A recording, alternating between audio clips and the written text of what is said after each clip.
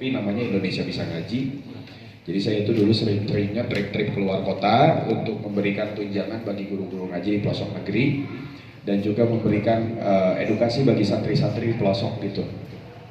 Bahwasanya jadi santri itu luar biasa dan harus tetap istiqomah gitu, karena melihat kondisi zaman sekarang kan kayak tahu sendiri ya. Jadi aktivitas saya itu begitu, MC, live, terus sekarang lagi bikin lagu juga. Bikin lagu? Ya, karena memang saya musisi dulunya, terus dari musisi yang tidak syar'i, dari musisi syar'i ya. Saya lagi bikin lagu juga. Aktivitas dakwah masih insya Allah ya, karena semuanya dakwah, karena dakwah wajib ya. Bukan buat saya aja, tapi buat kakak-kakak semuanya juga wajib berdakwah. Cuman dakwahnya memang dengan keahlian masing-masing, dengan skill yang memang dimiliki. Jadi nggak perlu harus semuanya dakwah di atas mimbar, nggak harus. Dakwahlah dengan kemampuan dan skill yang dimiliki gitu ya. Kalau misalkan akan skillnya desain, ya dakwah dengan desainnya. Antum misalkan skillnya adalah seorang multimedia, konten kreator, dakwah dengan skillnya. Teteh misalkan dengan masaknya, dakwah dengan masaknya, seperti itu. Dan ya seperti itulah aktivitasnya, tidak kurang tidak lebih. Masya Allah ya. Itu dia sekelumit tentang Bang Dev. Sekelumit tentang kehidupan. Nah, beliau berarti dulu sempat jadi musisi itu. Oh iya, dari zaman sekolah juga udah mulai sekolah. Nah, gitu. Kita doakan semoga musiknya FYP ya. Amin. Amin. Tapi musiknya juga tentang Islam. Tentang Islami, tentang hijrah. Apa? Salah satu judulnya. Judulnya ada yang Taubat, ada yang Kau Rindukanku. Ini buat Rasul. Buat Rasul. Ya. Ya, tapi nggak usah di-spill lagunya, nanti aja didengerin ya.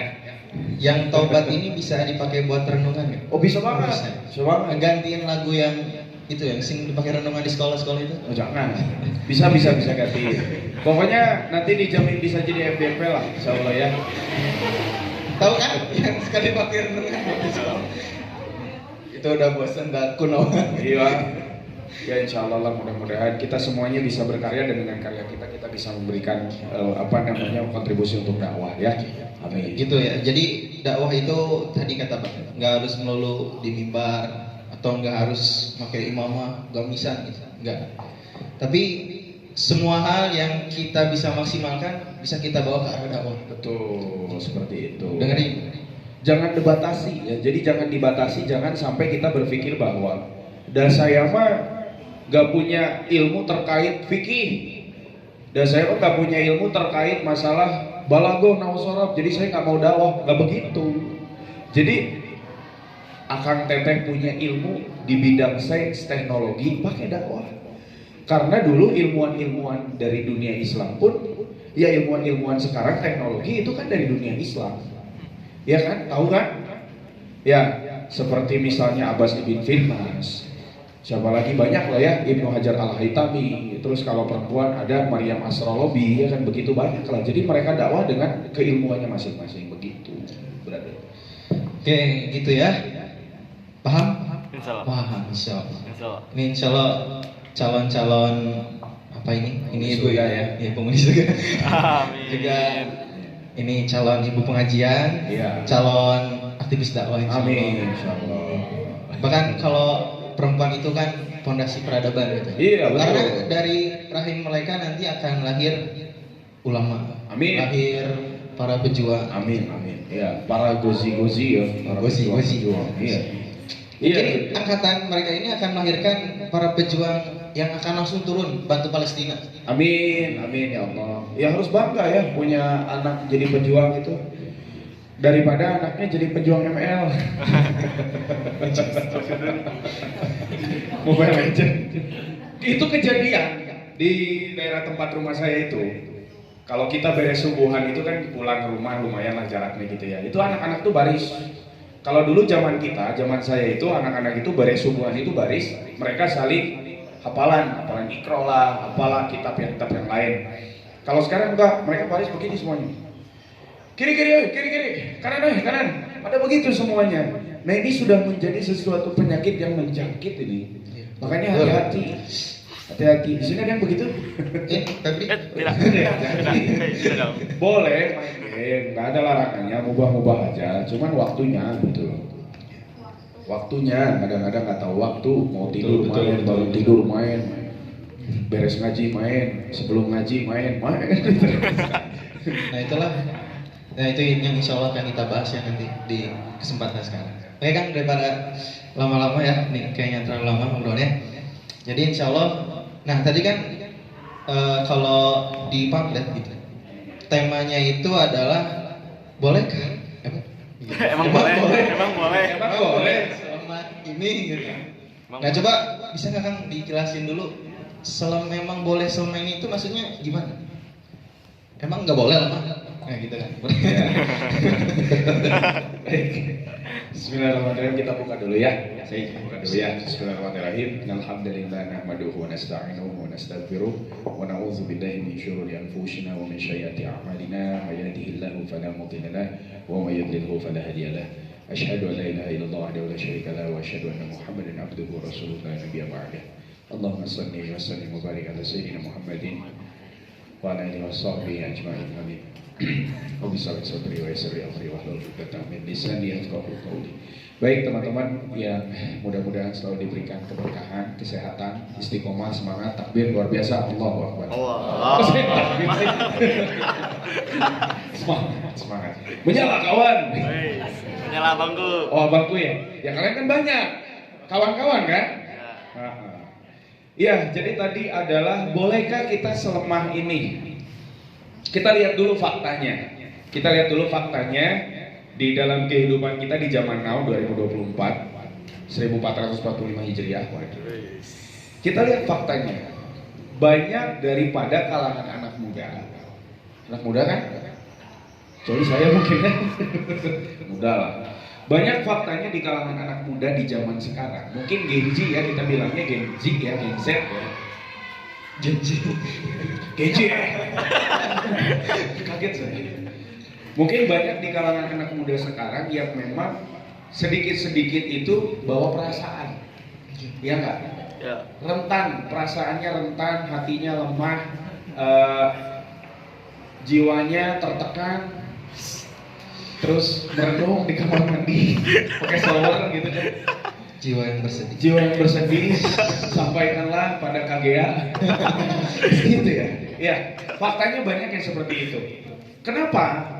Kita harus tahu penyebabnya dulu, teman-teman. Ya, kenapa sih? Mudah-mudahan teman-teman yang di sini tidak termasuk golongan seperti itu ya.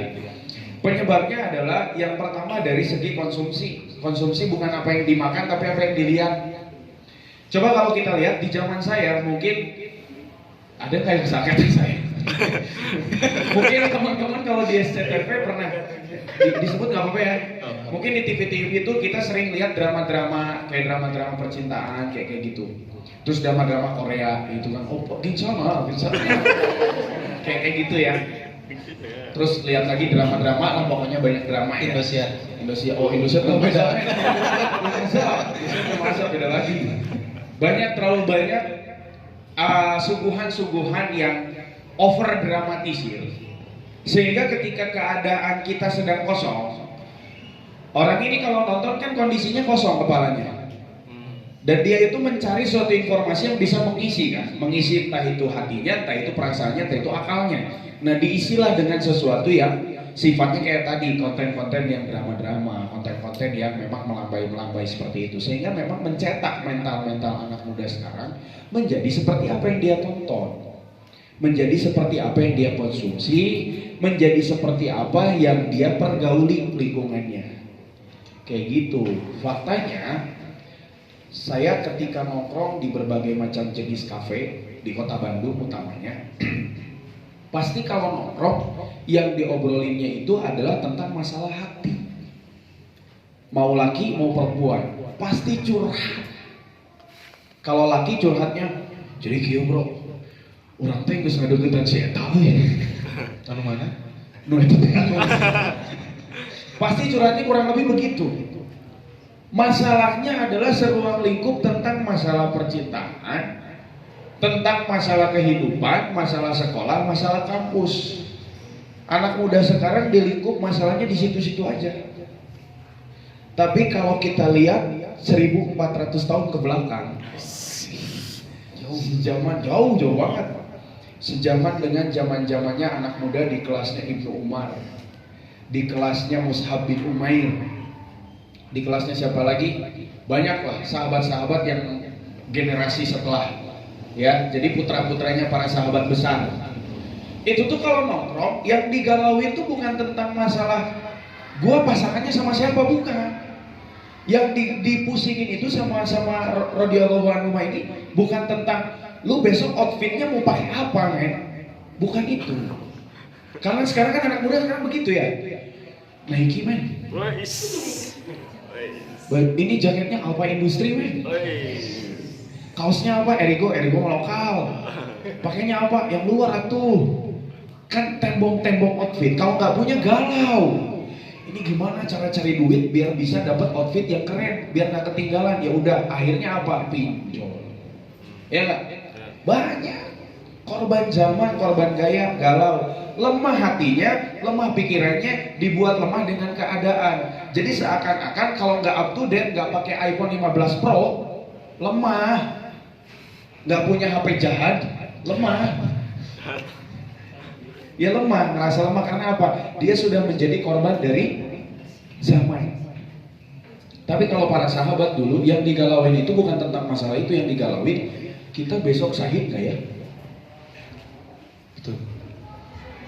Kemarin kita udah bantuin orang tua kita belum ya? Udah birrul walidain belum ya? Kemarin kita udah bantuin sahabat kita belum ya yang kesusahan? Yang mungkin hari ini sahabat kita lagi gak makan.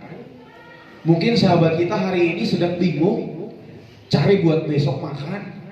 Mungkin sahabat kita sedang kebingungan karena banyak hutang, belum dibayar hutangnya. Yang mereka dulu galau itu masalah itu. Misalkan teteh nangis di pojokan, masa ditanya kenapa ya, contoh tema contoh, kenapa kamu nangis? Iya, aku soalnya banyak hutang gitu, contoh ya. Nah sahabatnya galau, aduh kenapa aku sebagai sahabatnya nggak bisa membantu dia. Dulu tuh galaunya kayak begitu, akhirnya lemah. Langsung berdoa sama Allah, ya Allah bantulah hamba, ya Allah berikanlah hamba jalan untuk bisa melunasi hutang sahabat hamba. Karena kalau masalah hutang ini berat loh. Kok kita nyambung ke hutang ya? Gak apa-apa itu perumpamaan ya. Ini kayak curhat masalah pribadi ya. Gak ada air ya? Oh puasa. Aduh ya Allah, Udah kerasa kering ya? serat.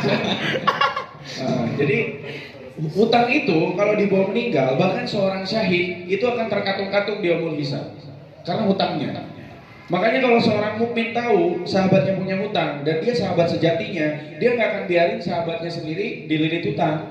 Pasti dia akan coba buat lunasi supaya nggak galau si orang ininya dan nggak galau juga si dianya.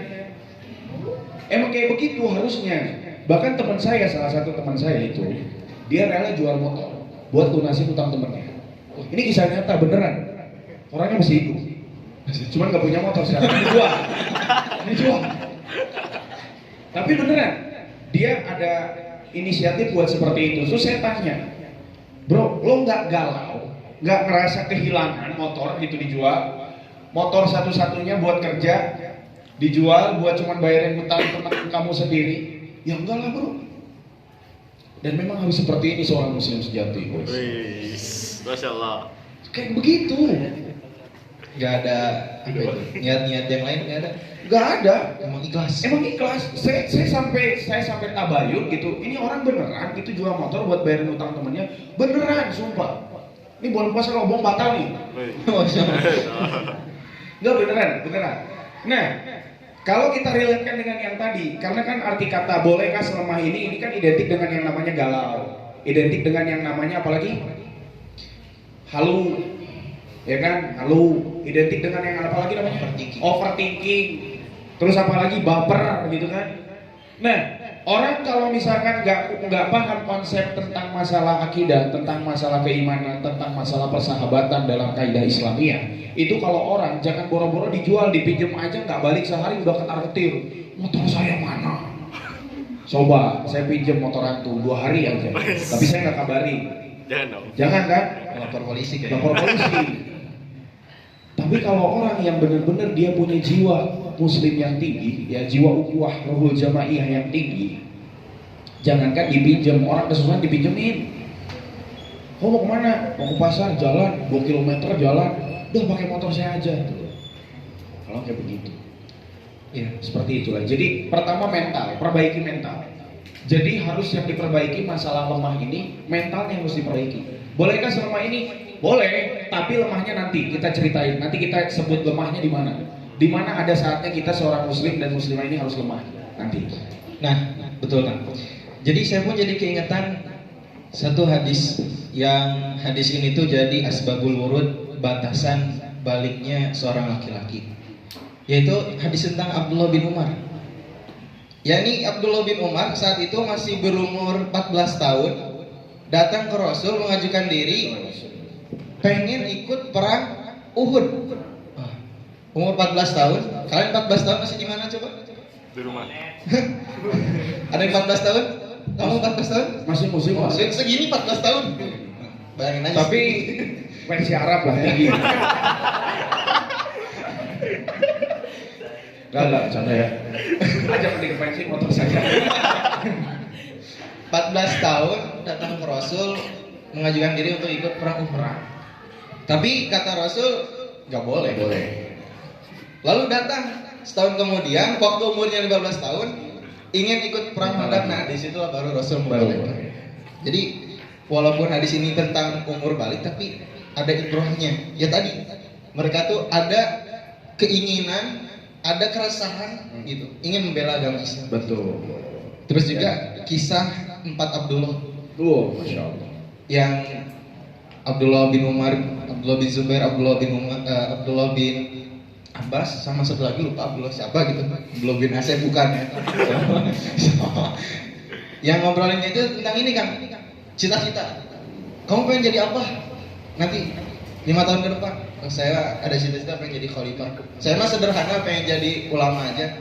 Saya mah pengen jadi seorang tajir, pengusaha. Nah itu jadi memang ya beda zaman sih. Iya. Itu dekat sama Rasul kita mah. Tapi bukan alasan juga.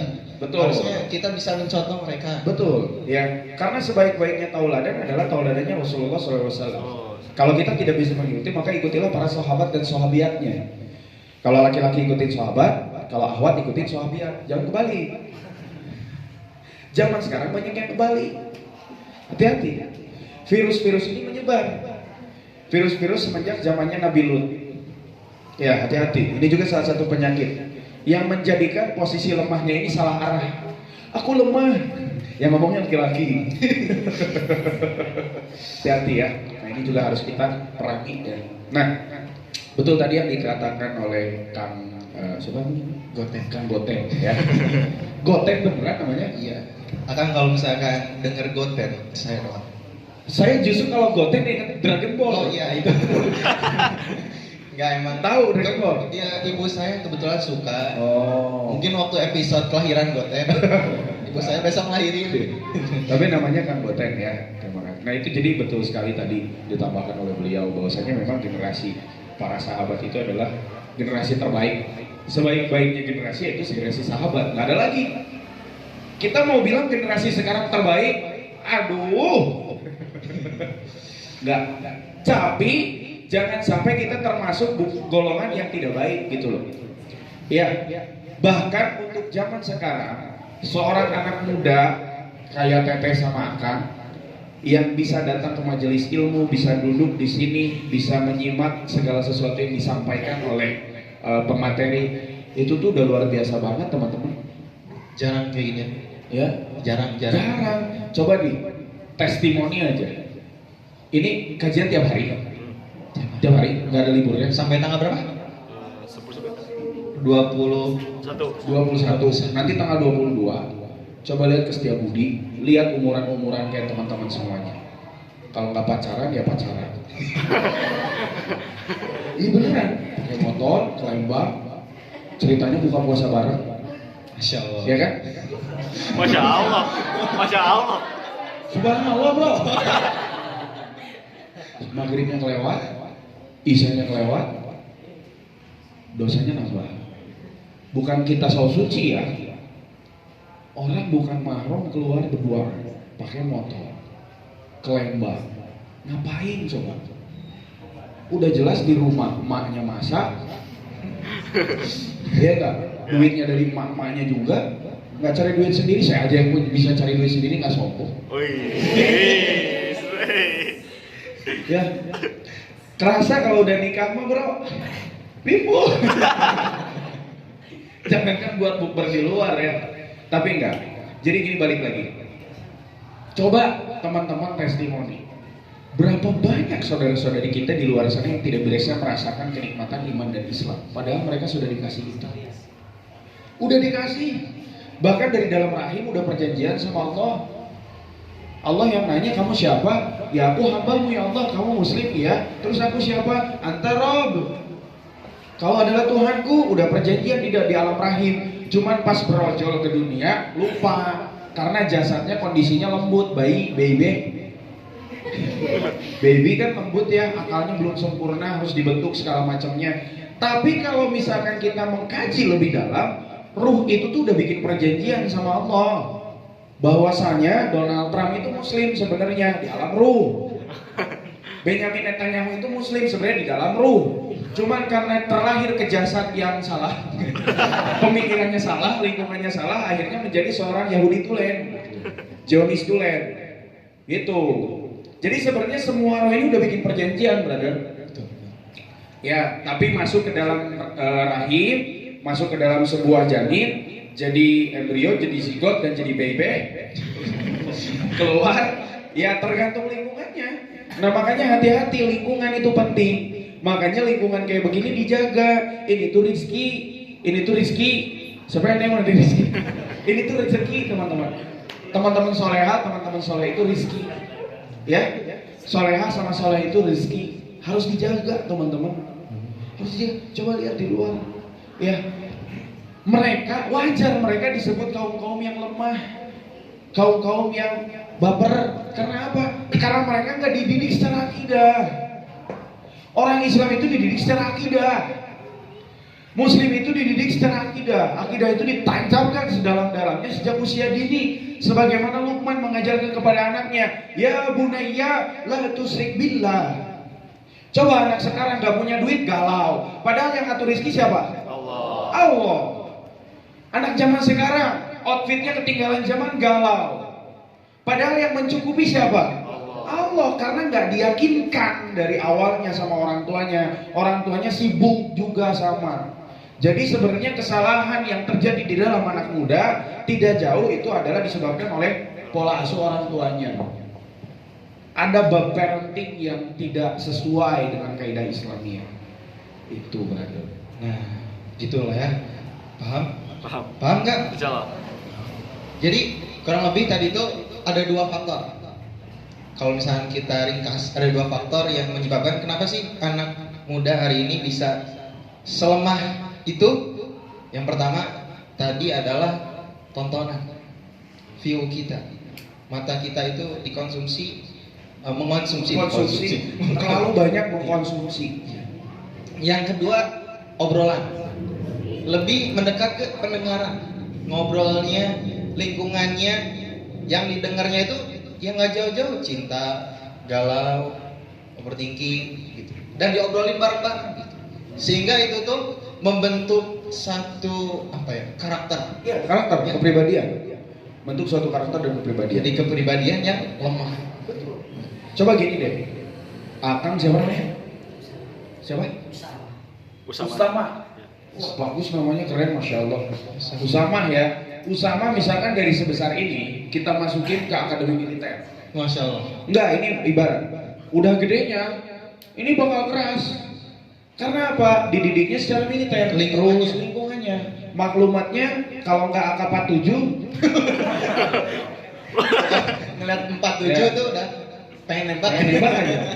Pasti kan lingkungannya seperti itu kan.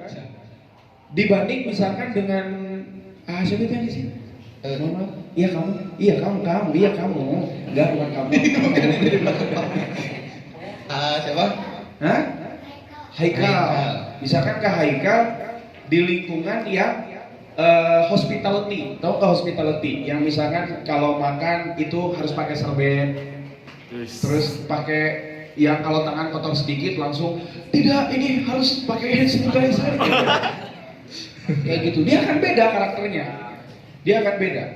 Kalau yang ini, makan apa aja dimakan, makan apa aja dimakan, nggak peduli, karena udah kuat. Tapi yang tadi, aku nggak mau makanan ini soalnya kata ibunda aku ini nggak steril. Ibunda. Nongkrong di kafe mana, di kafe sana, enggak, makanannya nggak steril, jorok, lagian itu di bawah rata-rata. Mental akhirnya. Dan kebanyakan pemuda sekarang mentalnya kayak yang tadi, yang B. Kayak gitu. Dan ingat, kualitas makanan berpengaruh. Siapa yang di sini terlalu banyak makan ciming? Di sini Seblak itu halal. Seblak. Tapi nggak toyib. Seblak itu halal, terlalu banyak itu nggak toyib. Teman-teman, orang terlalu banyak mengkonsumsi pedas, ini berhubungan dengan darah. Tekanan darahnya akan semakin tinggi. Ketika tekanan darah semakin tinggi, maka emosionalnya akan semakin naik, semakin mendominasi. Makanya orang, perempuan, kenapa banyak yang cepat baper, cepat marah, cepat tersinggung? Karena terlalu sering makan pedas. Ini seriusan loh, ini saya nggak main-main. Saya juga bergerak di bidang ruqyah, di bidang tibbun nabawi dan bidang kesehatan. Bukan saya sombong ya, fakta ini. Ini edukasi. Ya udah nggak jadi. Nggak, jadi gini. Makanan. Tadi pertama apa? Konsumsi daripada sesuatu yang dilihat, ya tontonan, lingkungan dan segala macam, terus pendengaran. Itu masuknya ke maklumat. Ya, maklumat, sesuatu yang kita dapat informasi awal. Dari segi makanan juga ngaruh loh. Makanan berpengaruh kepada mental dan karakteristik manusia. Ini berpengaruh. Orang misalnya kalau terlalu banyak, mohon maaf, kita lihat orang-orang non muslim ya, nggak apa-apa di sini bilang kafir. Nggak apa-apa ya, aman kafir, aman ya. Ini tempat kita loh, tempat kita men, tempat kita men. Orang kafir, mereka makan daging B2. B2 itu nggak ada ilatnya. Ilat itu sesuatu yang dicari alasannya, nggak ada. B2 itu kalau udah haram ya haram, udah selesai.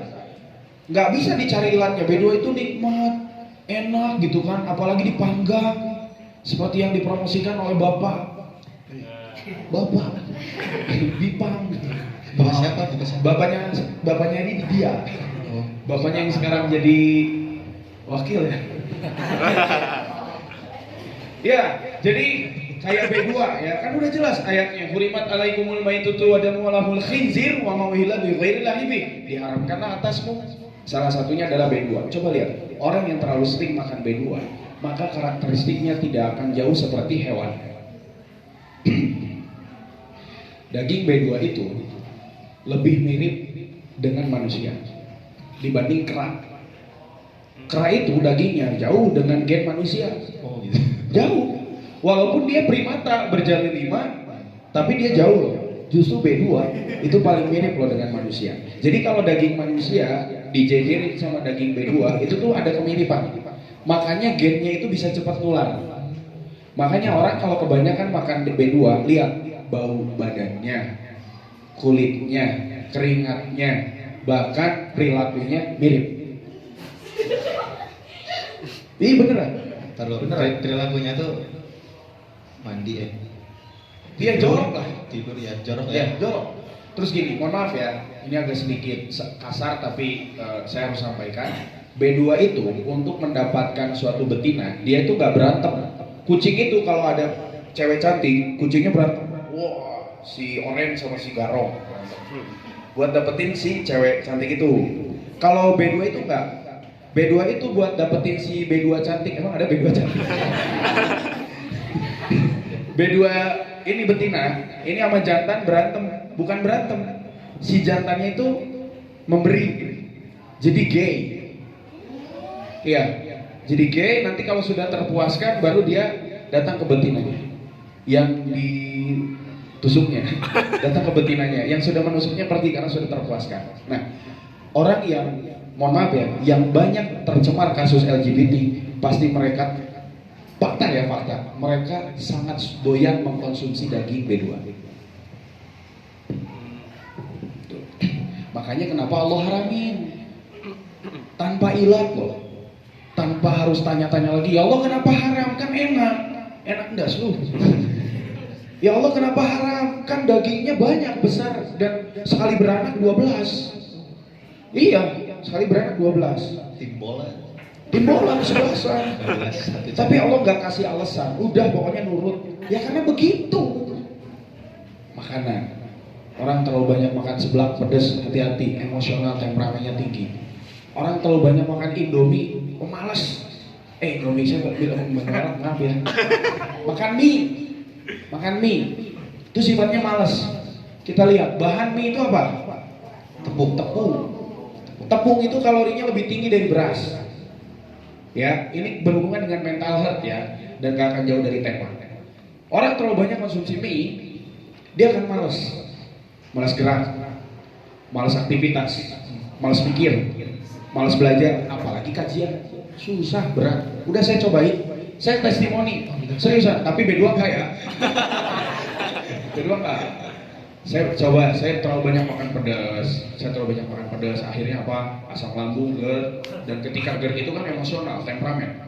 Disenggol dikit marah, akhirnya cekcok. Udah, berarti saya tulis, berarti makan pedas efeknya begini. Terus saya makan mie-mihan, seminggu saya makan mie, nggak makan nasi, coba. Akhirnya betul, cepet ngantuk, cepet lemas. Bener, duduk dikit, ngantuk bawaannya. Ketika memang kita terlalu sering makan mie instan atau mie apa aja itu ya. Terus terlalu banyak makan nasi juga sama, ya begitu. Jadi ternyata pola makan, kualitas makanan, sifat makanannya berpengaruh kepada karakter, kepada pola hidup kita. Dan pola hidup menentukan pola ibadah. Iya kan? Pola makan menentukan pola hidup menentukan pola ibadah. Makanya Islam mengajarkan bagaimana makan yang sesuai, yang baik dan benar. Ya, makanlah ketika kamu betul-betul lapar dan berhentilah dan sisakanlah ruang udara untuk perutmu. Ruang udara ini untuk apa? Untuk ibadah, untuk mikir. Ya, begitu. Orang kalau udah kekenyangan, gak mau mikir. Coba lihat orang yang kekenyangan di kursi para. Mereka kekenyangan dengan jabatan dan harta, gak mau mikir. Apa kali gak mikir gitu? Nah itu dia. Itu. Jadi perhatikan lingkungan di mana kalian berada dan perhatikan apa yang kalian konsumsi. Gitu. Karena kalau yang sering makan seblak gimana kepribadiannya? Ya, jadi gini ya, seblak itu halal dan boleh. Semuanya makanan itu boleh kecuali yang diharamkan. Tapi jangan berlebih-lebihan. Jadi tidak ada sesuatu yang berlebih-lebihan, apapun itu. Kadang ada tuh berseliweran di Instagram, TikTok, orang kalau makan seblak sambalnya berjibun-jibun tuh. Ya itu ya, kayak si Tanboy Kun ya, saya sebut lagi. Wah, Nanti editor gitu ya. Iya. Keras ya, sambal. Ya kan dia kebutuhannya apa? Konten kan? Dia kebutuhannya apa? Cuan. Kalau bukan buat cuan, mana mau dia kayak begitu? Cuman karena terpaksa aja udah jadi kebiasaan, jadi habit akhirnya. Kalau udah jadi habit, akhirnya jadi pola hidup dia. Coba tanya, ibadahnya jalan gak? Saya yakin gak. Gak akan selancar apa yang dia makan. Dia makan lancar, ibadahnya belum tentu. Ya, makanya hati-hati. Hati-hati teman-teman. Sama, sesuatu yang berlebihan. Kita balik lagi, sesuatu yang berlebihan. Tadi kita membahas tentang efek yang hal-hal yang menjadikan kita jadi lemah, ya kan? Kajian, majelis taklim terlalu banyak juga nggak baik. Jangan lama-lama. Apalagi buat orang-orang yang baru-baru, nantinya jadi si paling bener. Semuanya haram. Bid'ah. Haram. Itu juga Pak. Ya, saya tidak menyalahkan, kajian harus. Bahkan kalau dibilang dunia itu 20%, 80%-nya kita cari buat akhirat. Ya, karena jangan sampai dunia itu diseimbangkan dengan akhirat. Dunia mah hina tuh. Akhirat luar biasa. Tapi jangan sampai baru-baru keterlaluan, akhirnya mabuk. Dan tidak ada guru pembimbingnya. Makanya ngaji, belajar itu harus ada gurunya. Alhamdulillah makanya di sini gurunya soleh-soleha. Ya, cari guru yang seperti itu dan pertahankan. Jangan sampai kita belajar cuma dari Syekh Google al-YouTubi. Iya. Belajar, oh gini, bukan diamalin, langsung didakwahin. Diamalin belum, langsung didakwahin. Akhirnya berantem sama ibunya, akhirnya berantem sama orang tuanya. Nah itu juga berlebih-lebihan, akhirnya mencetak mental yang buruk karena belajar agama dengan cara yang tidak tepat. Saya tidak mengatakan salah ya, kurang tepat. Baru belajar, udah mau baru belajar, langsung blak, akhirnya jadi berantem. Akhirnya jadi sama teman bukannya jadi teman satu surga, bukan, teman saling ejek. Kamu ahlu neraka, kamu ahlu neraka, ahlunar, akhirnya nggak beres-beres. Ini jangan sampai, ini fenomena yang terjadi. Banyak yang seperti itu. Bahkan angkatan saya satu angkatan waktu itu hijrah bareng-bareng ceritanya dari Mekah ke Madinah, enggak? Enggak. Itu Rasul. Saya waktu itu sama-sama teman-teman belajar bareng. Kita ngaji dari satu titik ke titik yang lain sampai semua tempat kajian kita jabani. Tapi karena tadi kita belajarnya mungkin nggak ada guru ya, kita aja cuma duduk-duduk doang ya, gitu kan, nggak talaki, kita nggak ditasrif gitu sama guru kita. Akhirnya apa? Banyak dari kami gitu ya, teman-teman yang lain itu akhirnya jadi tidak konsisten, tidak istiqomah. Bahkan ada yang sempat ngajinya ke tempat ngaji yang ekstrim. Ada yang sempat ke ekstrim, berpetir gitu. Berapi-api. Enggak, sempat ada yang begitu ekstrim, yang sampai betul-betul tumpahkan darahnya halal, gitu ada.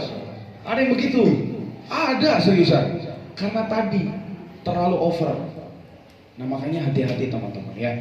Ini perlunya kita lingkungan membuat kita. Apakah yang seperti itu disebut dengan kaum yang lemah? Selemah itu ya lemah. Berarti dia lemah. Dia mungkin kuat dalam menjalankan ibadah, tapi dalam segi akidah, dalam segi apa namanya hablum minannasnya dia lemah. Ada kan yang begitu, hablum minallahnya dia kuat, tahajudnya keren, baca Qurannya keren, saumnya keren, beneran. Saum Ramadan 30 hari dia 40 hari. Ada.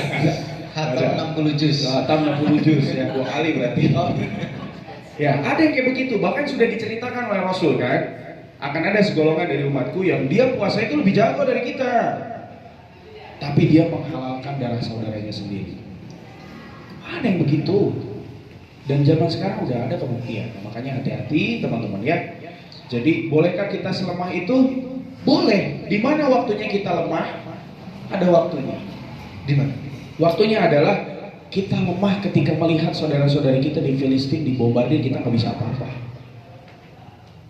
Kita lemah ketika di luar sana kita sedang ngaji, tapi mereka malah maksiat, harusnya kita merasa lemah. Ya Allah, kok dakwah saya nggak nyampe ke mereka? Selemah inikah umat muslim zaman sekarang?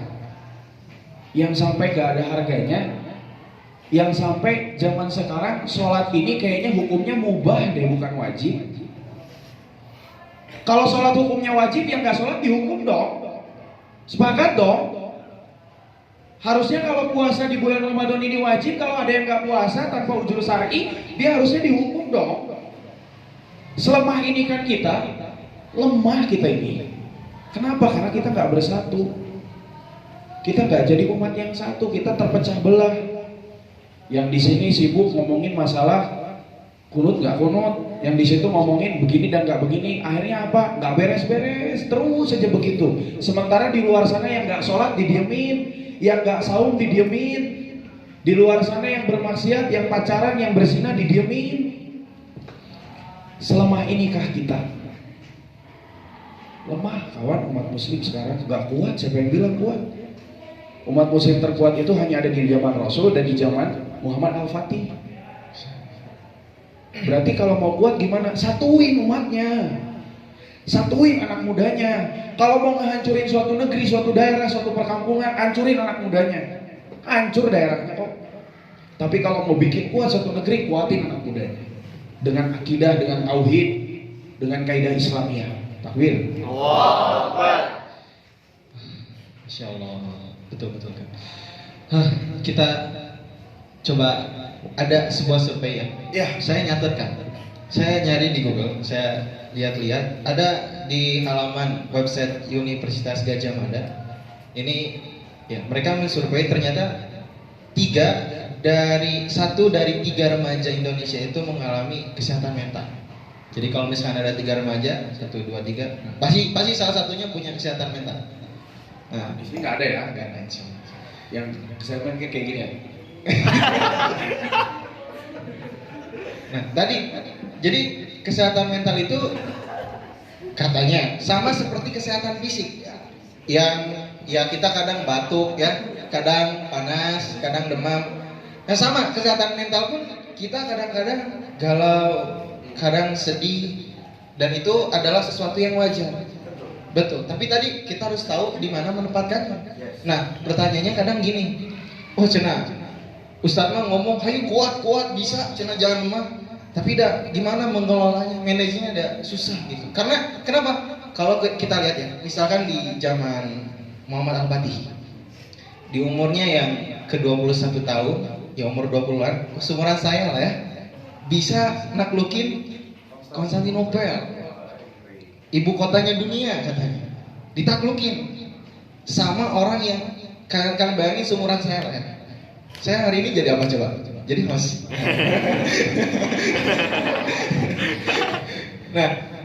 Nah orang-orang bicara, oh yang Muhammad Al-Fatih itu karena hidup di lingkungan pertama anak sultan, kedua gurunya pun guru-guru terbaik gitu ya, dan hidup di kondisi sosial dan politik yang kondusif. Lah kita ini anak-anak yang hidup di akhir zaman, hidup dalam kondisi sosial politik ekonomi yang tidak islami, gitu. Jadi gimana memanagenya gitu, mengelolanya supaya kita ini bisa senantiasa di atas rata-rata, Di atas pada umumnya ya, Iya. berbeda dengan yang lainnya. Itu gimana untuk mengelola supaya kita tuh bisa sustain? Oke, baik. Kalau ini tips dari saya pribadi sih ya, dari pengalaman ya. Saya tidak akan mengambil dari contoh luar, tapi saya pribadi gitu ya. Untuk hidup di zaman ini. Kalau saya pribadi pernah merasakan gelap-gelapnya kehidupan. Ya saya pernah merasakan segala macam bentuk maksiat, kecuali bunuh orang. Itu aja ya. Jadi semua maksiat saya pernah rasakan kecuali bunuh orang, dan saya nggak pernah mempermainkan perempuan. Jadi 2 maksiat yang saya tidak lakukan. Kenapa? Karena saya takut. Saya nggak pernah bunuh orang, saya nggak pernah mainin yang namanya perempuan. Selesai sampai di situ. Sisanya saya maksiat. Bisa dibayangin lah ya. Jangan. Ya. Kalau saya pribadi, saya benar-benar mengasah logika dan pola pikir. Karena gini, apa sih yang bedain kita manusia dengan hewan? Apa? Akal kan? Ya jelas lah beda fisiknya. Enggak, intinya makhluk hidup ya. Makhluk hidup ya. Ya saya beda sama Sirum. Intinya sama-sama makhluk hidup kan. Apa yang bedakan kita sama hewan? Akal. Manusia itu kan dikasih potensi akal. Kita nggak usah bawa-bawa dalil dulu ya, nggak usah bawa hadis. Simpel aja. Akal, logika yang bisa membedakan A, B, C, dan D. Yang bisa menemukan dan mencari sesuatu, yang bisa mengatakan bahwa oh ini ternyata hasilnya, oh ini ternyata bukan hasilnya. Saya pakai akal saya. Logikanya, kalau saya hidup dalam kemaksiatan, tuarnya mau kayak gimana? Sementara yang saya harapkan, keinginan mah da kahayang mah gede atuh boga budak soleh. Piraku rek neangan makna nu teu soleha. Kan begitu kan, logika kan? Da pengen mah anak kita ini jadi soleh, masa mau cari suami yang tidak soleh? Kan logikanya begitu kan? Akhirnya logika saya bermain. Saya pengen hidup sehat, saya pengen umurnya panjang lah, minimal ya 60-70 lah. Gak akan mungkin dengan pola hidup yang masih begini. Logika men. Tapi si itu ayah umurnya panjang, hirupna kieu we heueuh pas dibolengkeun botak ke paru-paru. Gak sehat, emang retak ginjalnya kalau mau tahu yang kayak gitu. Intinya gini, logika lah. Setelah logika saya bermain, akhirnya saya memantapkan diri gitu loh. Kayaknya saya nggak harus ngikutin lingkungan dan gaya hidup yang seperti ini terus kok. Dan sebenarnya kalau saya memundurkan diri dari mereka, saya dibilang gak keren pun nggak masalah. Akhirnya kita tanamkan posisi bodoh amat dengan omongan orang-orang. Ada apa sih? Pengajian bocil. Oh, kirain versi. Jadi Mantapkan diri dulu, mantapkan. Kenapa kita hidup, buat ngapain dan bakal kemana? Ya, Allah nyiptain kita nggak cuman sekedar teman-teman. Allah itu nyiptain triliunan manusia, bahkan jutaan triliun dari awal zaman sampai akhir zaman. Terus nyiptainnya sia-sia begitu doang? Enggak. Allah tuh nggak sesepele itu nyiptain. Bahkan Allah tuh nyiptain debu tuh nggak sepele. Ada fungsinya. Nah sama apalagi manusia. Kita diciptain ke alam dunia pasti ada fungsinya. Kalau kita cuma buat jadi anak yang lemah, galau, overthinking, Allah nggak segitunya teman-teman. Nggak sebatas itu Allah nyiptain kita. Saya mikir, oh pasti saya ada tujuan. Dulu tujuan saya pengen jadi pemain band terkenal. Saya bisa manggung di Amerika. Saya bisa ketemu sama Lenny Kravitz. Dan nggak tahu Lenny Kravitz. Saya bisa ketemu dengan pemain band handal gitu ya. Tapi tujuannya ternyata nggak di situ. Semakin saya mencoba, semakin keras saya untuk mencoba, semakin hancur hidup saya, semakin hancur mental saya dan badan saya semakin rusak. Dan ternyata oh Allah nggak ridho. Barulah di situ saya nyadar, oh berarti Tuhan nggak ngasih izin buat saya. Akhirnya saya coba peruntukan lain. Dulu saya ingat waktu kecil, ini asal celetuk ya, waktu SD, SMP dan SMA terulang. Emang cita-cita mau jadi apa? Ah saya mau pengen jadi orang soleh aja, jadi ustaz saya bilang gitu. Masya Allah. Beneran, ini nggak bohong. Saya ditanya orang lain, saya sekolah di sekolah elit, salah satu sekolah elit di Bandung. Teman saya kalau ditanya mau jadi apa, mau jadi dokter, jadi dokter sekarang. Jadi apa? Ada yang jadi kontraktor, ada yang jadi TNI di kesatuan, ada yang jadi kalau pilot, kalau nggak salah ada deh, pilot ada. Terus saya ditanya, kamu jadi apa? Aku mau jadi orang soleh aja. Beneran, saya ngomong kayak begitu. Gak nyadar emang anak kecil tuh alam bawah sadar. Mudah-mudahan saya sekarang bisa istiqomah di jalan ini. Dan teman-teman saya kalau ada apa-apa nanyanya kan ke saya. Iya kumaha hukumna iya goror tuh. Iya menang tuh, iya riba tuh. Akhirnya kita jadi patokan. Padahal yang dokter siapa? Teman saya. Yang insinyur siapa? Mereka. Cari hukum ke saya, coba. Kuliah kagak. Dikuliahinya langsung sama Allah. Ya harus senang teman-teman. Makanya nggak usah lihat orang lain. Wah teman saya mau kuliah di Maranatha. Kuliah di UPI. Boleh. Tapi yang nggak sempet nggak usah kecil hati, nggak usah galau. Senanglah kalian baca kitab, senanglah kalian belajar Al-Quran, Al-Hadis, dan kitab-kitab para ulama. Karena itu tidak akan pernah kalian dapatkan di universitas manapun, kecuali mungkin di Mesir ya. Oh iya, Mesir mah tuh beda. Di Sudan beda deh.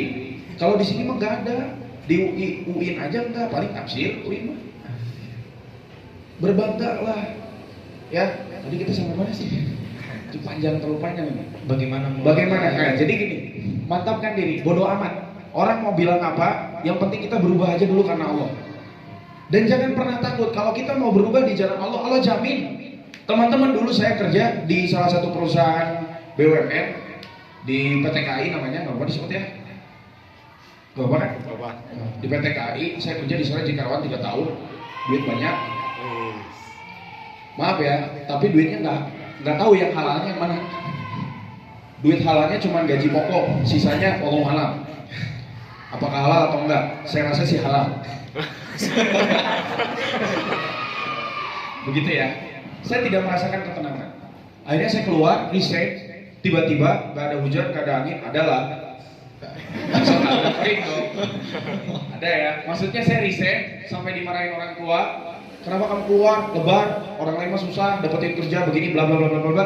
Akhirnya saya keluar. Saya pertama kali lihat kajiannya di YouTube. Ya jujur saya juga korban, saya Google YouTube. Saya lihat kajian di YouTube, langsung saya nangis gitu kan. Ya Allah, selama ini saya salah gitu kan. Ternyata saya dapetin uang, dapetin segala macam tuh nggak halal, nggak berkah. Akhirnya saya ikut kajian saya duduk kajian, ketemu sama teman kan. Ketemu sama teman akhirnya ikut kajian. Saya sama teman-teman tongkrongan udah dicuekin, udah nggak ngeband, udah nggak mau nongkrong. Karena saya pengen fokus gitu loh untuk memperbaiki hidup. Saya ingin melawan dunia. Saya tidak ingin terbawa oleh dunia. Sementara mereka yang masih terbawa dunia sampai hari ini mereka tidak menemukan itu. Saya waktu itu terarus dengan dunia, mengejar dunia, terbawa dunia. Saya balikin porsi akal saya lawan dunia. Coba deh, lawan dunia yang sedang terjadi sekarang ini. Lawan kegilaan yang sedang terjadi di atas dunia ini. Jangan terhanyut di dalamnya. Itu caranya. Paham nggak? Paham nggak? Nggak paham, minum dulu kayak puasa. Lawan kondisi sekarang. Pengen berubah?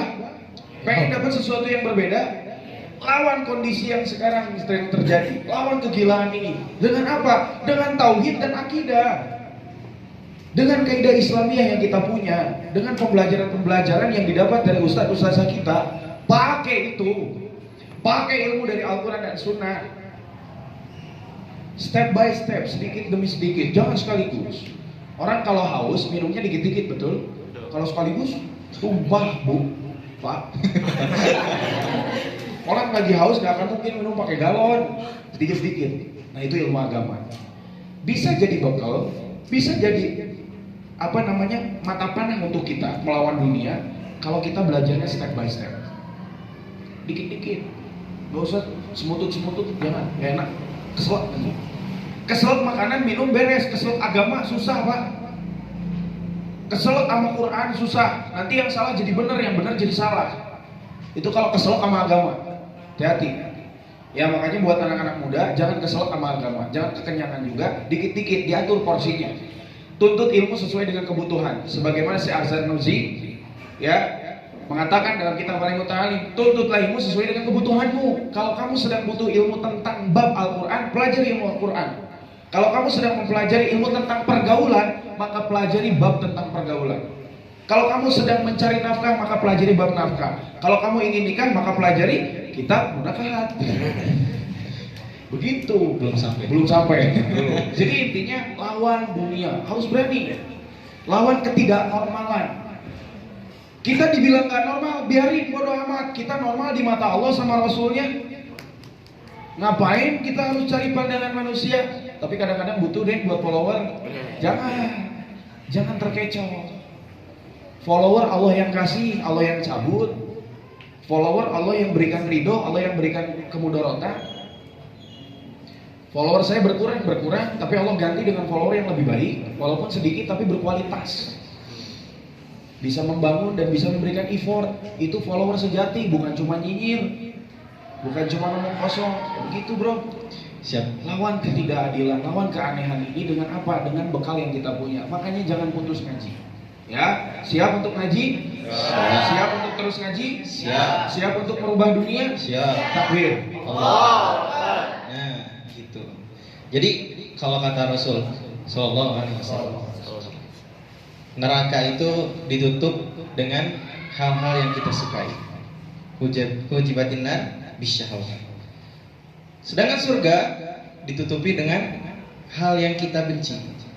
Hujibatil jannah bil makarih. Surga itu ditutupi dengan sesuatu yang kita benci. Kalau kita tadi gak mau ngelawan, pengennya ngikutin hawa nafsu aja, ngikutin keinginan kita yang rusak ini, pada hakikatnya kita sedang berjalan menuju neraka. Karena neraka ditutupi dengan hal-hal yang senang, yang gampang, gitu kan? Sedangkan surga itu butuh perjuangan. Makanya lawan. Ketika kita melawan hal-hal yang menurut kita berat, puasa itu berat, sholat itu berat, ngaji itu berat, tapi pada hakikatnya kita sedang berjalan menuju surga. Siap lawan? Siap. Lawan siapa? Dunia. Lawan hawa nafsu, lawan kemaksiatan, lawan ketidaknormalan. Nah kan, tadi juga berdasarkan pengalaman kakak, ketika akang udah mulai terhiasi oleh kegelapan dunia ini, akang mulai merenung, memikirkan. Nah ini jadi poinnya teman-teman. Kita itu harus memungsikan akal kita semaksimal mungkin. Mulai mencoba menjadi seorang yang waras. Contoh misalkan Bang Dev mulai memikirkan gimana ya ke depannya. Nah, atau enggak jauh lebih itu, gimana nanti kalau saya mati? Gimana nanti kalau saya meninggal? Artinya apa? Start from the end. Mulai dari yang akhir. Paham nggak sih? Kita itu mulai dari akhir. Paham Pak? Paham? Iya. Mulai dari akhir, pikirkan yang lebih jauh. Gimana kalau kita mati, meninggal, mau bawa apa? Kita tuh mulai dari situ. Iya. Karena dunia ini cuma persinggahan, teman-teman. Kalau dibandingkan kehidupan akhirat yang selama lama. Kelamaan. Lamaan. Pokoknya kehidupan akhirat itu kan abadi, kekal gitu kan. Dunia itu cuma 1/0 sekian detik. Kalau dibandingin dengan hidup di akhirat nanti. Cuma yang jadi pertanyaan, mau di mana kita tempatinnya? Di surga atau di neraka? Kan begitu yang jadi pertanyaan. Masuk surga mah gampang. Masuk neraka memang masuk surga susah, masuk neraka memang gampang gitu loh. Nah, Islam itu agama kita memang dirakitnya itu memang susah. Karena buat jadi orang beriman pasti banyak aturan. Orang beriman itu diatur. Catat, orang beriman itu pasti banyak aturan. Orang beriman itu diatur. Jadi kalau ada yang bilang, Islam mah banyak aturan, ya iya karena orang Islam mah pasti beriman. Dan orang yang beriman itu pasti diatur. Coba orang kafir, diatur nggak sama Allah? Dia mau cari duit lewat judi, silahkan. Sama Allah nggak diatur, bebas-bebas saja. Dia mau cari penghidupan dari segi yang haram, nggak masalah, terserah dia. Kalau Allah nggak ngatur ini, terserah dia. Dia mau hidup segimanapun di dunia. Ada nggak sama Allah diterangin dalam Al-Quran? Wahai orang-orang kafir, hindarilah kamu jalan ini, menuju jalan ini, dan janganlah kamu makan ini dan makan ini. Nggak ada kan? Semuanya untuk orang beriman dan beramal soleh. Wahai orang-orang beriman, wahai orang-orang berakal, wahai orang-orang yang betul-betul diberikan akal, beriman, orang Islam, orang yang menepati jalan lurus, diwajibkanlah atas kamu, dilaranglah atas kamu. Begitu kan? Semuanya diatur hanya untuk orang beriman. Kenapa orang beriman diatur? Supaya jalannya lurus. Kalau jalannya sudah sesuai lurus, rahmat Allah turun. Karena yang bisa memasukkan kita ke dalam surga bukan pahala, bukan amalan, tapi rahmat Allah. Nah, rahmat Allahnya tergantung kitanya. Bagaimana kondisi kita di dunia?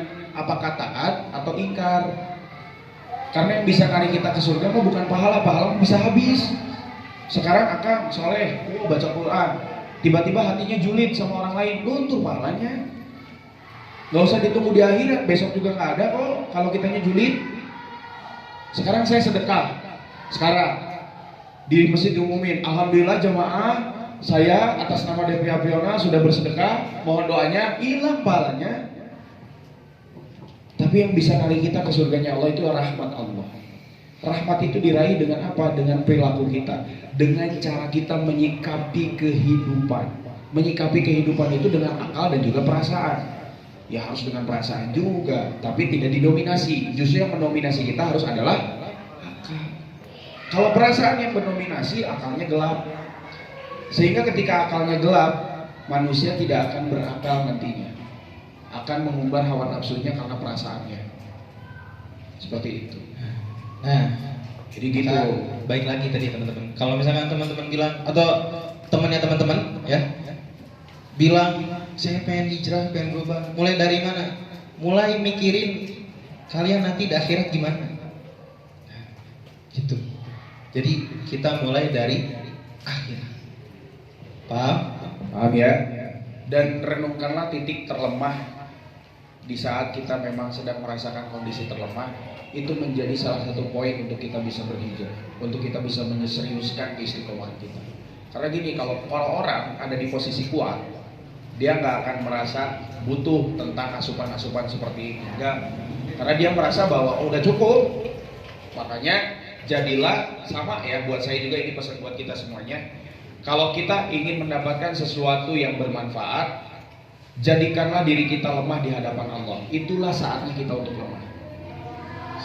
Bukan hanya tadi lemah karena melihat saudara-saudari kita digonjang-ganjing dan sebagainya macam ya, tapi jadikanlah kita lemah di hadapan Allah. Maka ketika benar-benar memposisikan diri kita sebagai hamba yang lemah, yang tidak berdaya, tidak bisa apa-apa, Allah akan lebih apa ya? Bukan lebih mudah, dan Allah pasti gampang-gampang aja ya. Allah itu akan lebih cepat gitu loh, ngasih buat kita semua.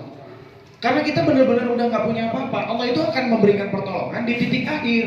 Betul. Nabi Musa ketika dibelah laut oleh Allah, apakah itu bukan ada di ujung tanduk? Itu di ujung tanduk teman-teman. Di belakangnya Firaun, orang Yahudinya pada bangka, di depan lautan. Allah kasih pertolongan. Kondisi Nabi Musa lemah. Padahal Nabi Musa itu nabi yang paling kuat. Satu kali pukul orang meninggal. Itu Nabi Musa. Tapi kondisi Nabi Musa waktu itu lagi lemah.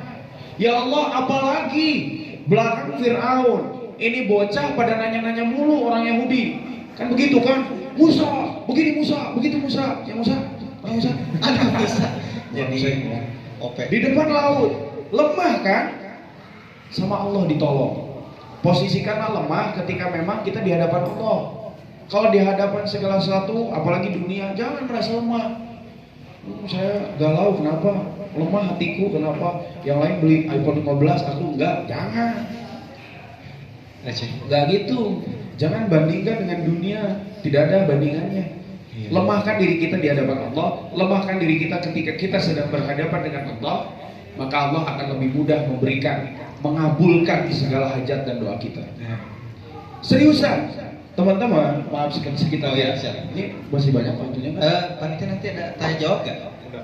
Sedikit aja ya, sedikit. Saya kemarin tinggal di rumah sendiri. Saya udah cerita juga di rumah sendiri, dan rumah sendiri saya itu lingkungannya nggak nyaman, lingkungannya premanisme. Banyak lah, pokoknya lingkungannya kacau lah ya. Saya merasa lemah. Saya nggak bisa ngelawan, karena kalau saya ngelawan, ketika saya pergi takut rumah diapa-apain. Terus saya nggak bisa beraksi, nggak bisa bertindak, karena juga saya merasa kalau saya bertindak nggak akan ada efek, bahkan akan berkepanjangan. Akhirnya saya berserah diri. Saya datang ke masjid, saya izin bahwasanya saya seminggu sekali saya ke masjid, saya sholat, saya berdoa di masjid, saya rendahkan diri saya lemahkan diri saya selemah-lemahnya. Saya baper sama Allah. Ya Allah, mohon ya Allah, minta ditempati di lingkungan yang lebih baik. Sebulan, setahun lebih 2 bulan doa saya diijabah. Mati preman. Bukan, saya pindah. Saya pindah. Jangan. Ya, yang berhak meninggalkan atau menghidupkan itu Allah. Tapi saya berharap juga. Enggak ya, yang mudah-mudahan dapat hidayah lah. Saya intinya bodo amat lah sama orang itu. Nah, bodo amat. Akhirnya saya pindah saya lebih dekat ke Masjid Al-Mukhlisin. Saya bisa lebih taat, saya bisa bukan lebih taat ya, kalau taat ya relatif ya, tergantung pandangan orang luar. Saya bisa lebih khidmat intinya. Saya ke masjid bisa lebih intens, subuhan di masjid.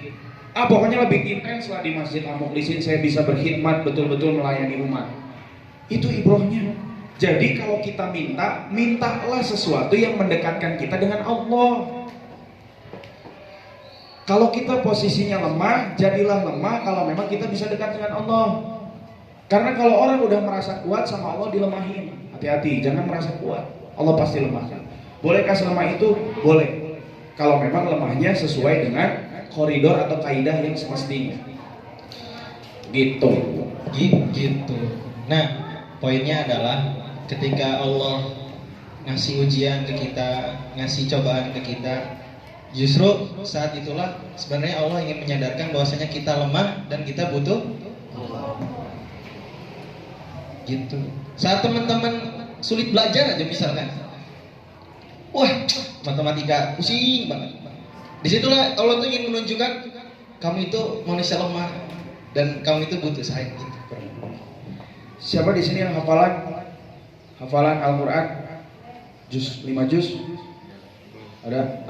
Berapa Ustaz?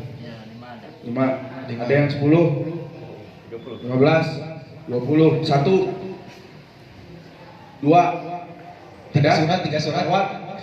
Ada hafalan? Sekarang saya tanya, Al-Quran punya siapa? Punya siapa?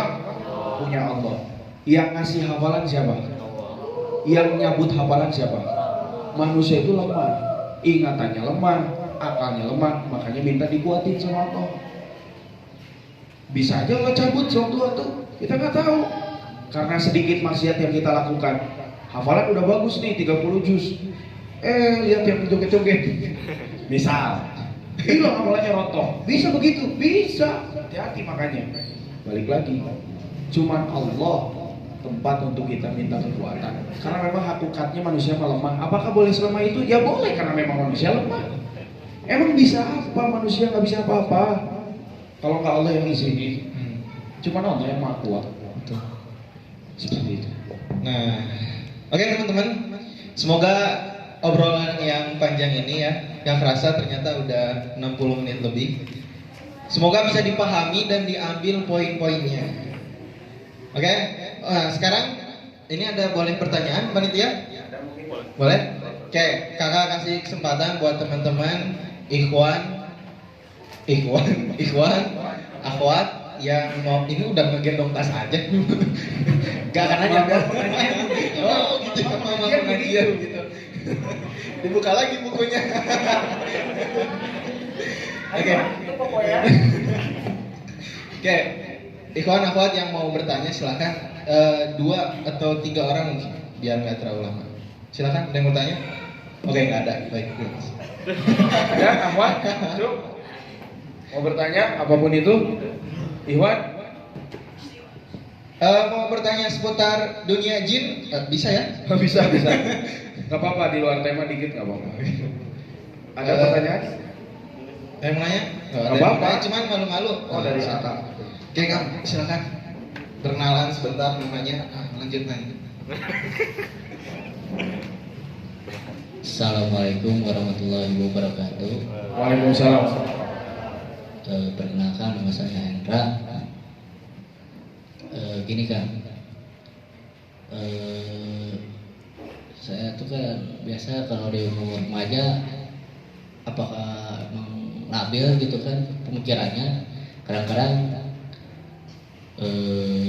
mana ya, kadang-kadang istiqomah gitu ya, rajin ibadah atau apa, kadang-kadang ya suka power lah gitu. Itu gimana sih cara kalau lagi sendirian cara ngaturnya gitu kan? Itu sih. Oke, langsung dijawab aja. Boleh. Oke, bismillah. Kang Hendra ya? Hendra betul? Itu yang tahun kemarin kita pernah ketemu ya? Iya. Nah, jadi saya juga pernah merasakan itu ya. Jadi ada kalanya di saat kita lagi semangat buat ibadah, buat kita bermajelis, buat kita bertaklim. Ada di kalanya kita futur ya. Dan itu normal sebenarnya. Itu semua orang pasti mengalami ya. Karena kita bukan nabi, kita juga bukan sekelas para sahabat. Sahabat itu kalau salah kan langsung ditegur sama nabi kan. Nabi itu langsung dibimbing sama wahyu sama Allah. Nah, futur itu wajar. Cuman jangan terlalu futur gitu loh. Harus punya rem. Rem itu bisa kita kita lakukan dengan amalan. Harus punya amalan spesial. Ini kalau dari guru-guru saya, kamu tuh minimal punya amalan spesial. Misalnya, kalau kita lagi futur banget, ada orang yang amalan spesialnya itu baca Quran tengah malam, biar naik lagi, biar ngejos lagi plus dengan artinya. Ada yang begitu. Ada yang amalannya kamu perbanyak istighfar sama sholawat. Ada yang begitu amalannya. Jadi kalau udah hati itu udah kacau, udah gak puguh gitu ya, futur, paksain buat zikir, istighfar sama sholawat, perbanyak itu. Ada yang begitu. Ada yang amalannya dengan misalkan menspesialkan salah satu surat. Saya mah pengen baca Yasin. Saya mah pengen baca Waqiah gitu kan. Apakah boleh? Walaupun tidak ditemukan hadisnya, tapi kita boleh mempunyai amalan yang spesial. Itu umumnya. Nah, saran saya, kalau misalkan kita merasa futur dan sebagainya macam, yang pertama adalah punyain amalan spesial. Apakah itu sedekah, apakah itu tentang kita berbagi, ya punya aja, satu aja. Terus yang kedua, kita harus punya orang yang kita betul-betul percaya untuk dimintai nasihat. Misalkan kayak saya punya senior sekaligus guru. Saya kalau ada apa-apa ke dia, kalau ada masalah apa-apa ke dia, dan dia yang betul-betul bisa kuatin saya. Ibarat kata, kalau saya salah, dia berani jewer saya gitu loh. Dijewer bener dijewer, mana salah gitu tak. Jadi harus ada yang bener-bener bisa ke kita tuh bener-bener mekek gitu loh. Cari yang kayak gitu. Cari orang yang betul-betul kita bisa hargai, kita betul-betul takdim lah sama beliau. Cari. Jadi ketika kita leornya, mencet bahasa Sunda namanya didudut gitu tak. Dan kitanya tuh bener-bener takdim, mau nolak pun nggak bisa karena nggak enak. Karena segen cari, kalau saya udah nemu. Jadi kalau saya ngerasa futur, saya langsung buru-buru ke rumahnya. Assalamualaikum, bro. ngobrol. Ayo ngobrolin, jadi ngobrol, akhirnya saya ditegur, minta nasihat, dinasehati. Akhirnya masuk lagi gitu. Kayak gitu. Yang pertama punyain amalan khusus. Yang kedua tadi cari orang yang betul-betul kita percaya. Untuk kalau misalkan ada masalah kita bisa curhat. Karena saya yakin orang kalau ibadah lagi fokus terus jadi nggak fokus karena ada masalah. Ada masalah, beneran. Jujur banyak orang yang selesaikanlah masalah pikiranku dengan sholat. Hese bro. Dan kita mah bukan kelas ulama. Kelas kita mah masih kelas-kelas yang kalau ada masalah makin riut. Sholatnya jadi riut, aduh. Pikiran solusi.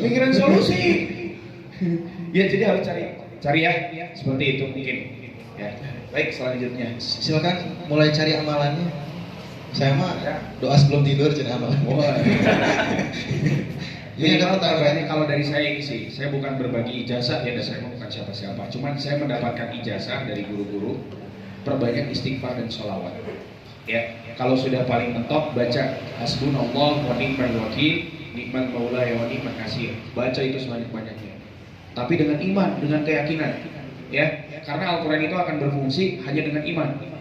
Ya, dzalikal kitabul la raiba fihi hudal lil muttaqin. Dan dengan takwa.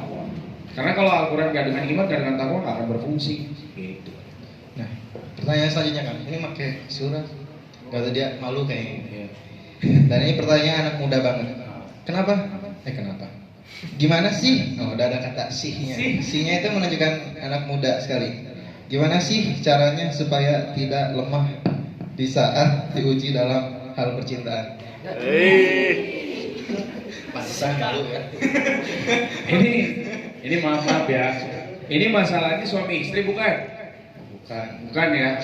Ini datang dari Ashabul Wara, orang-orang belakang. Oke. Yang di belakang Ini sana ya. pertanyaan. Ini nggak apa-apa ya. Nggak apa-apa lah. Udah nggak hujan ini kesek. Jadi gini teman-teman. Cinta itu wajar. Yang namanya manusia pasti diberikan rasa, diberikan naluri. Namanya gorijah. Dan gorijah ini harus tersalurkan. Ya, dan Islam sudah mengatur itu. Di dalam kaidah Islam, ini saya jujur aja ya, nggak ada yang namanya pacaran. Tidak boleh, forbidden, dilarang. Hukumnya apa? Haram. Tidak ada ilat dalam masalah itu. Berkumpul, bercampur, bersatur baur antara laki dan perempuan dalam satu tempat, apalagi berdua-duaan, berkholwat, itu haram hukumnya. Bahkan terjadi fitnah yang besar nantinya. Nah, untuk masalah perasaan, cinta gitu kan ya. Aduh, Sulit. Ya. Jadi gini, ketika seorang pemuda muslim dan muslimah dia sudah mempunyai rasa hasrat, gorijahnya sudah meronta-ronta untuk menagih seorang pasangan. Meronta-ronta. Ini meronta-ronta kan? Dia menagih seorang pasangan yang didambakan atau dia kasmaran terhadap seseorang.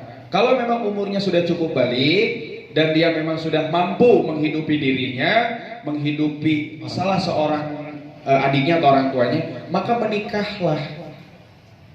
Gas. Karena apa? Kalau orang udah kepentok nih, hati-hati nih. Orang kalau udah kepentok, udah kebelet, kalau nggak nikah, dia bisa jadi mudorot. Nikahnya hukumnya diwajib. Nikah itu hukumnya apa sih? Mubah, mau nikah mau nggak apa-apa kalau kuat. Ya, kayak Abu Hurairah nggak nikah, tapi dia nulis hadis. Emang mau nulis hadis? Udah ditulis hadisnya, ngapain nulis hadis lagi? Kadang lagu juga. Kadang lagu juga. Ya intinya gini, kalau orang sudah hasratnya sudah menggebu-gebu, udah nggak kuat, aduh, kebelet lah ibaratnya ya. Dan udah sanggup, udah mampu nikah.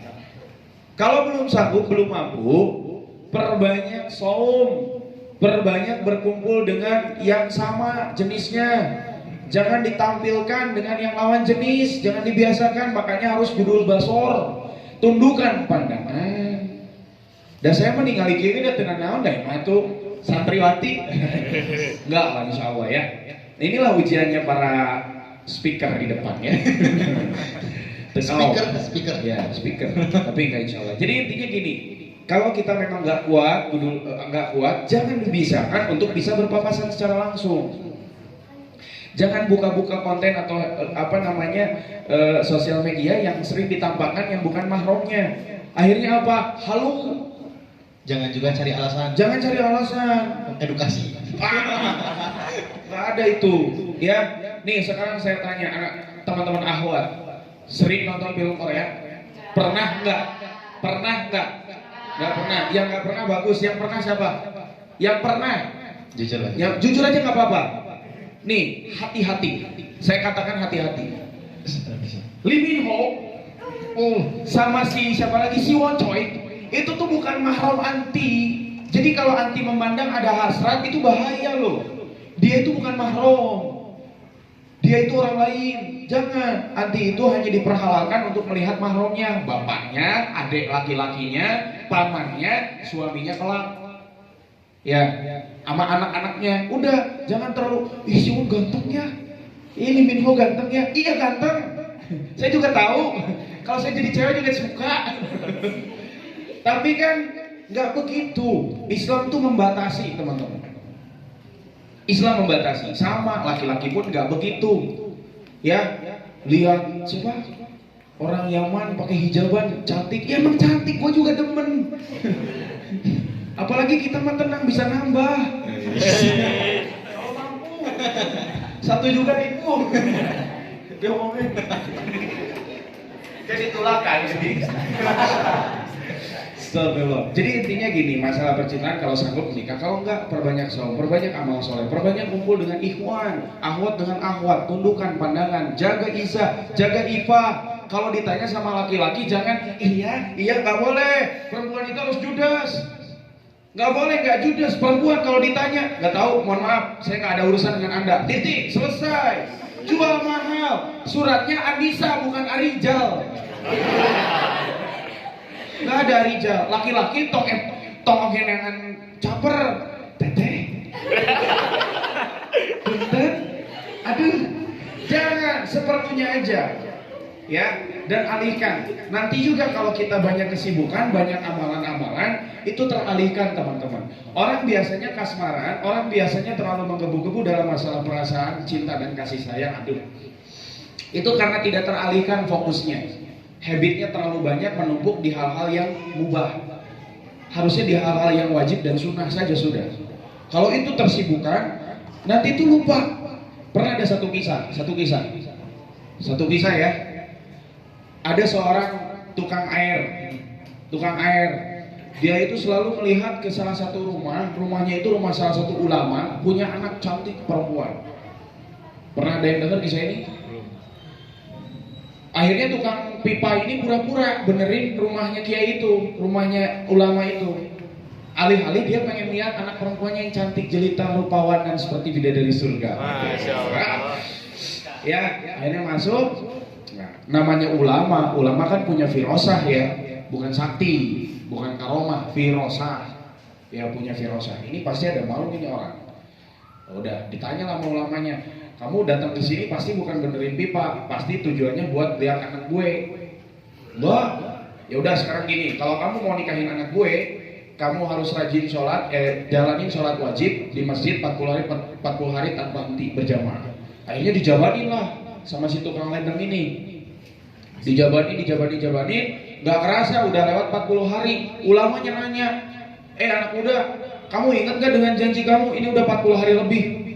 Gimana maksudnya Pak? Saya nggak tahu, saya lupa.